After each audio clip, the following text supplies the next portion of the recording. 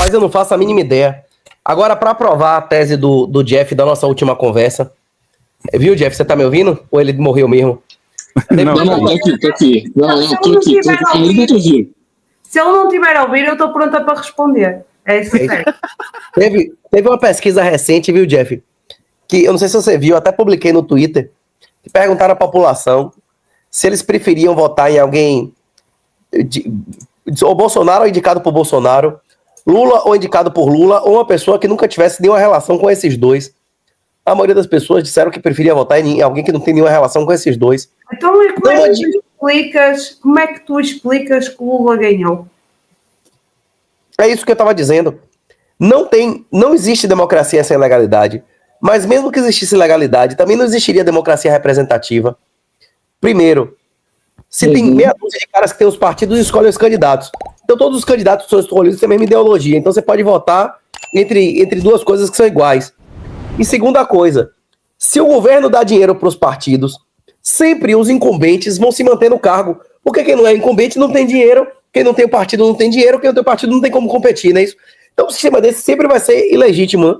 Ou seja, eu concordo absoluto, Renato. Como tu tens aqui, tu tens os militantes e vais ter sempre os militantes. Cala, a boca de urna dava quanto lá na Venezuela? Não sei, eu não acompanhei a questão. 7 votos para González, para cada um para Maduro, não é isso? Eu não acompanhei. Claro, uma discrepância enorme isso daí. Maduro, 120%. Quem ganhou? Maduro com mais de 100%. O Maduro ganhou com 120%. Com 100% da voto. Rapaz, o cara que vê isso num país e continua investindo nesse país, merece o quê, bicho? Merece ser sodomizado. Exato. O anão do pânico que ele merece, não é isso? Olha, nós infelizmente em Portugal, em relação a essa questão dos impostos, e eu por acaso, como diz o Jeff, apesar dele ser um mouro benfiquista, eu vou utilizar a palavra dele, tem sido um desprazer ver portugueses orgulhosos de pagarem imposto.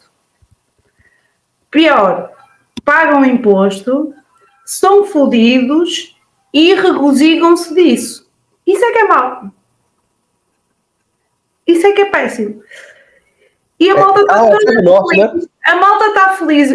É assim, há coisas em Portugal que estão a acontecer neste momento que eu nunca imaginei que acontecessem. Quer dizer, imaginei e já sabia que iam acontecer, mas eu esperava que fosse mais para a frente. Que é, a malta orgulha-se de pagar imposto. A malta acha que quem tem uma segunda habitação, ela deve ser apropriada por pessoas que... Deve ser ocupada. Agora existe o movimento Ocupas. Agora em Portugal já existe o movimento dos Ocupas. Já temos pessoas que estão a ocupar habitações que estão a... Imagina, tu tens uma segunda casa e ela até é de férias e tu só vais lá nas férias. És capaz de chegar lá, entendes? Aliás, que aconteceu pior aqui. Chegas lá e a casa está ocupada. O que aconteceu aqui foi pior. Havia um casal que tinha uma casa para venda, a casa estava à venda e a habitação foi ocupada. Para além de ter sido ocupada, ela foi completamente destruída.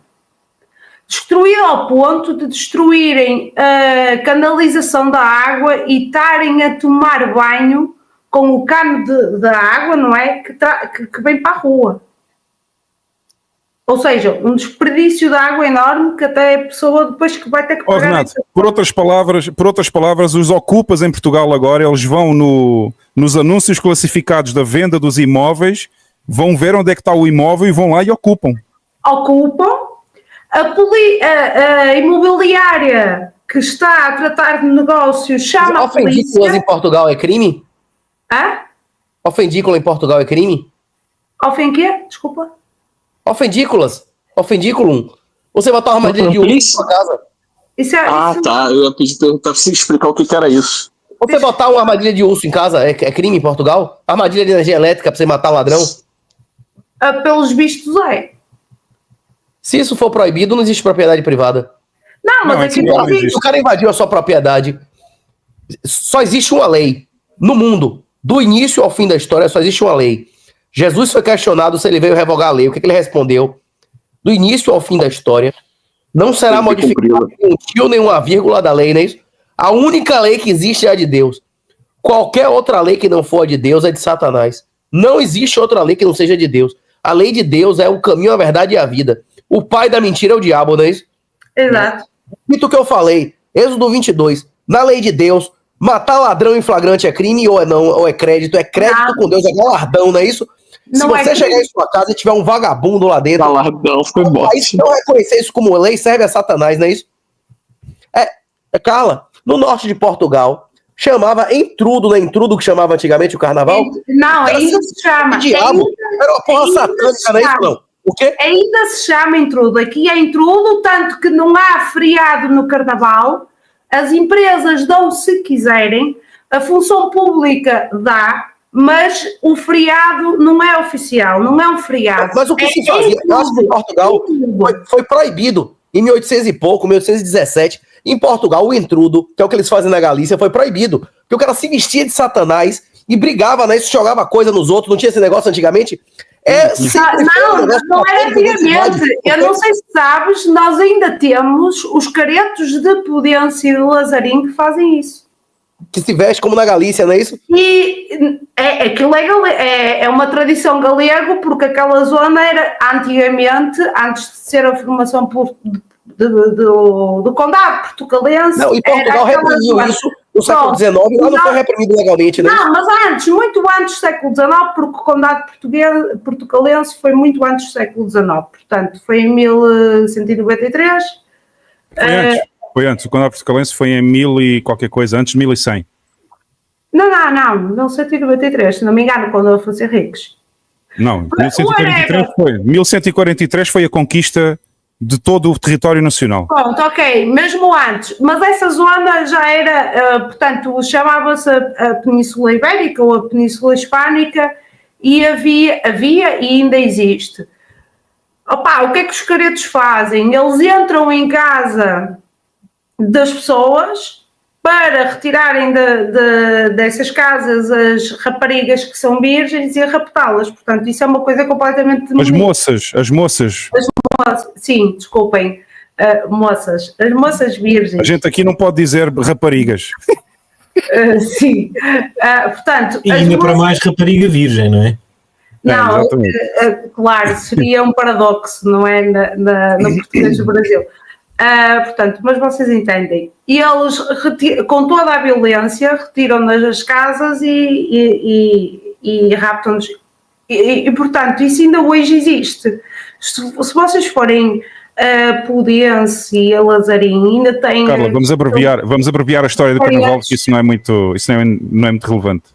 Pronto, mas tem a questão dos caretos que exercem toda a força física para fazer essa representação. Portanto, e ainda em Portugal é intrudo, não há a palavra carnaval como feriado, porque nem sequer é feriado.